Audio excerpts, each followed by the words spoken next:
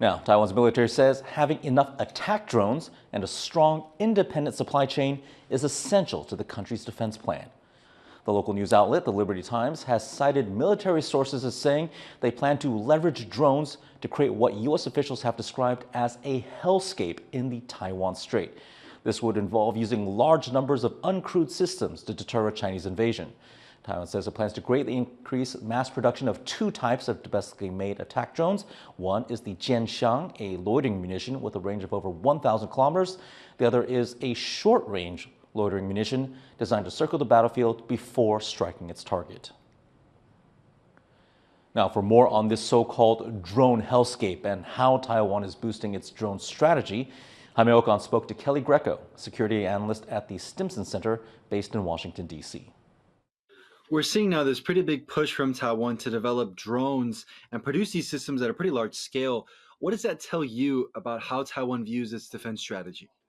It tells me two things, really. One is that Taiwan is paying attention to lessons of the Ukraine war and realizing that mass, meaning superior numbers, is really critical on the modern battlefield. And so the idea of being able to mass produce these is exactly right in terms of where the character war is going.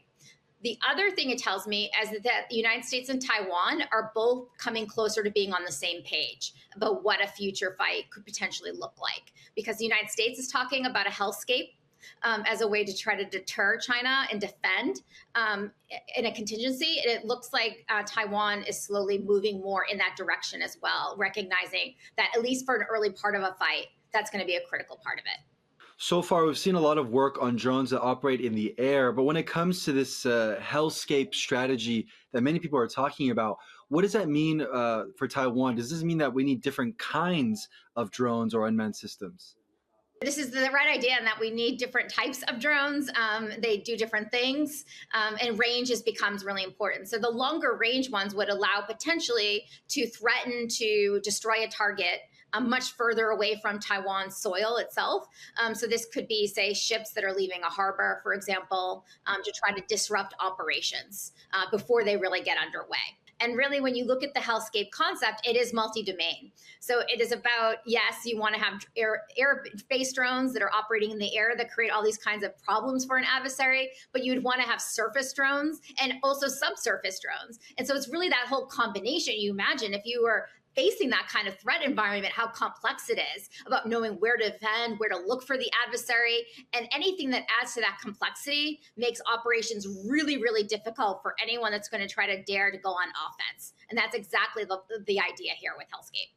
So now that Taiwan is mass producing these kinds of systems at a large scale, what's the next step for the military to improve on this drone strategy?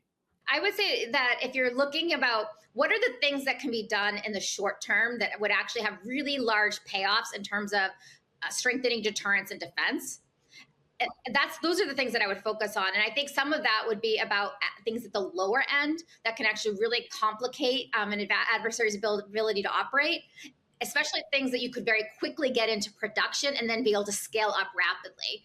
So things that are at the higher end, it's going to take longer to be able to develop those and then scale them up. So I would be focusing on sort of the low to medium end to really try to create a robust deterrent in defense.